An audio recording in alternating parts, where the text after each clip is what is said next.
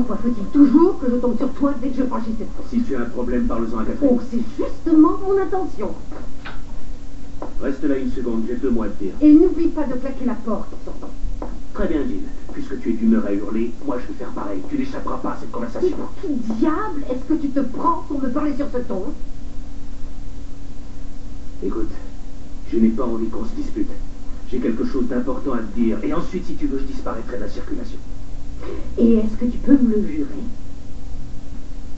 Voilà, tu m'as fait perdre mon poste. Maintenant, je dois retrouver un travail parce que faire le mécanicien pour Catherine, c'est pas suffisant. Pourtant, elle subvient à tous tes besoins. Je voudrais un travail plus Ce intéressant. serait dommage. Vous faites la paire, tous les deux. Quoi, Larry? Qu'est-ce que tu attends de moi? J'ai contacté des entreprises, je vais passer des entretiens d'embauche et j'ai besoin d'une preuve comme quoi je fais du bon boulot. Il me faut une lettre de recommandation. Non! Et encore non! Ça, c'est hors de question.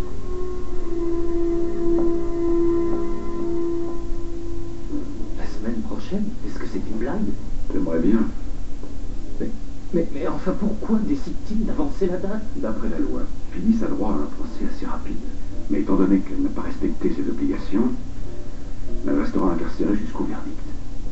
Vous allez tout de suite comprendre. La date du procès était fixée à plus d'1 mois. Impossible, impossible. Elle ne supporterait pas de rester enfermée autant de temps. Ça pourrait nous être assez favorable. Mais nous ne sommes pas prêts. Il le faudra. La partie va être très J'ai difficile. besoin de connaître la vérité. Vous en pensez quoi?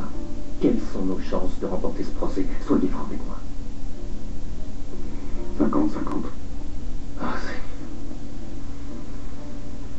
Écoutez, Jack, je dois retourner à mon bureau. N'hésitez pas à me contacter si besoin est. J'irai voir Phyllis cette semaine pour la préparer. Non, Jack. Je vous interdis d'aller la voir. Je vous ai dit que je ne resterai pas là sans rien faire. Ma femme est en sursis. Quoi que vous fassiez, vous donnerez à Glenn Richard de quoi étoffer son dossier. C'est inutile. Écoutez-moi, bon sang. Vous voulez que Phyllis passe 5 ans de plus en prison? Phyllis est innocente. Je vous garantis qu'elle ne restera pas en prison. Jack, écoutez-moi. Ne vous approchez pas de Diane.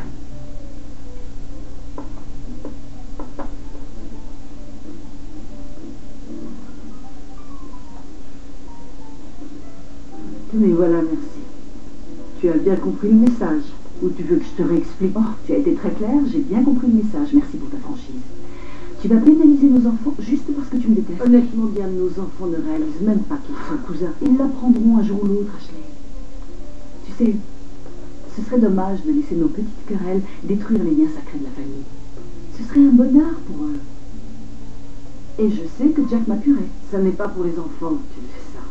Tu te sers de ce petit garçon pour manipuler mon frère depuis le jour où tu as appris que c'était son fils. Et malheureusement, tu as raison sur un point. Kyle est un Abbott et il sera toujours le bienvenu chez nous. En revanche, toi, non. Je ne demande ça que pour Kyle. Vraiment. Mesdames, Bonsoir. Tu as dû avoir les oreilles qui sifflaient. pourquoi? De quoi est-ce que vous parliez? Eh bien, j'essayais juste de convaincre Ashley qu'il est important que nos enfants fassent connaissance et passent du temps ensemble. Nos enfants sont cousins, comment va ta charmante épouse? Je n'en sais rien. Non, apparemment, elle n'est pas au courant. Non, je ne l'ai pas encore dit. Phyllis est en prison. Quoi? Elle a décidé d'ignorer l'ordonnance du juge et elle s'est approchée de Diane un peu trop près. Sa libération provisoire lui a été retirée. Tout ça, c'est à Non, cause non, non, de toi. tu n'y es pas. Diane n'a absolument rien à voir là-dedans. Phyllis n'a pas respecté les règles. Je ne peux plus rien faire pour elle, Ashley. Cette femme est complètement dérangée. Mais bah, Je sérieux? ne veux plus entendre parler d'elle. Cette discussion est close. Et j'aimerais m'entretenir avec toi si tu as un moment. Ashley, J'ai justement un rendez-vous. Au revoir.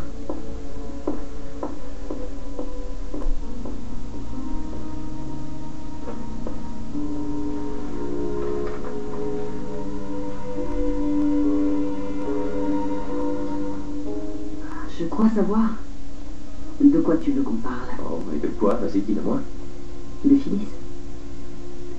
De ce qu'elle a soi-disant entendu. Et je présume que tu vas me certifier que son imagination lui joue des tours.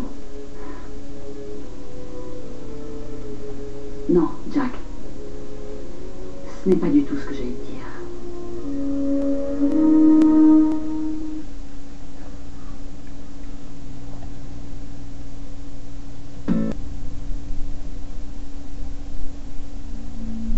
J'ai bien entendu, tu as dit non.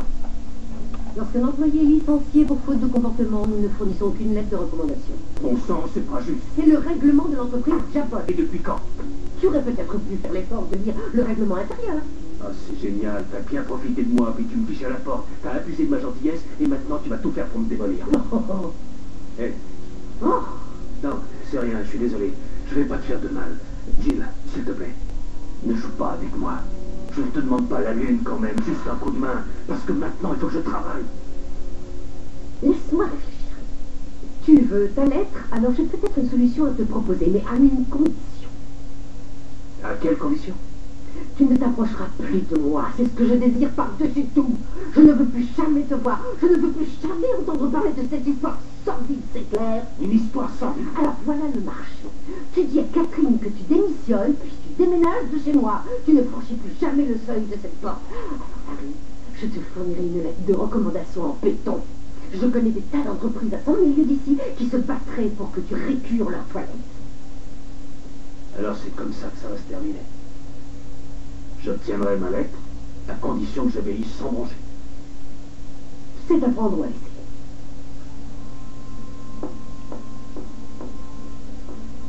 C'est à prendre ou à laisser. D'accord.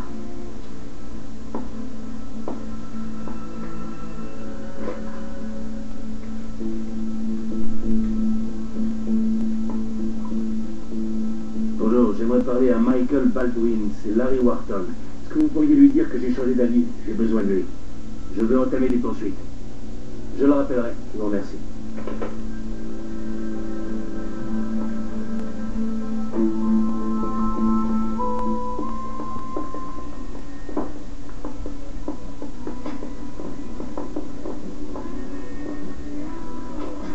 Bonjour.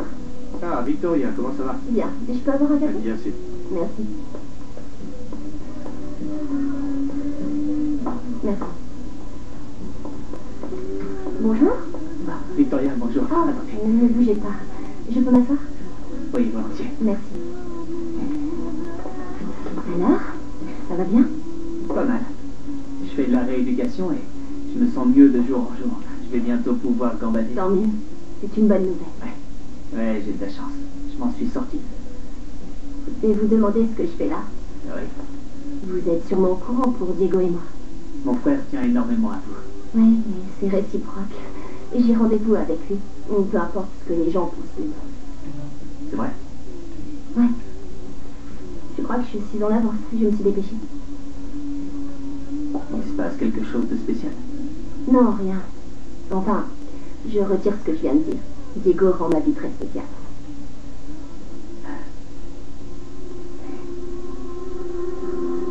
Attention, voilà un type. Suis-moi.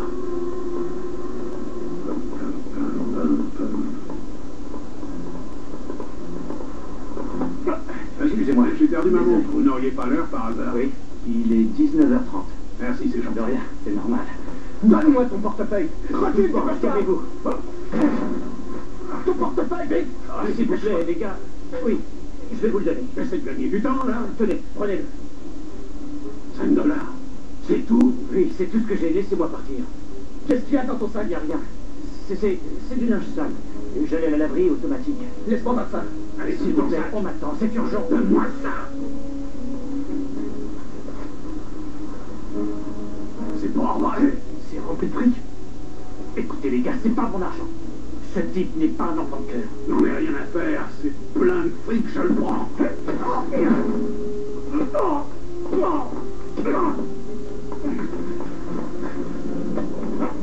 Ouais. Encore. Allez, On y va. attends. Dépêche. Dépêche.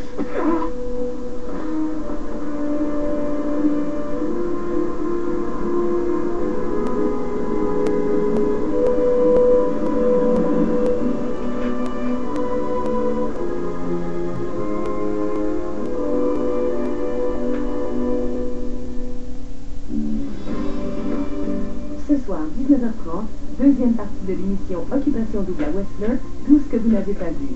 Et à 20h, c'est la savoureuse comédie de mœurs, Maman Lascaux, avec Sophie Lorrain et Patrick Huard.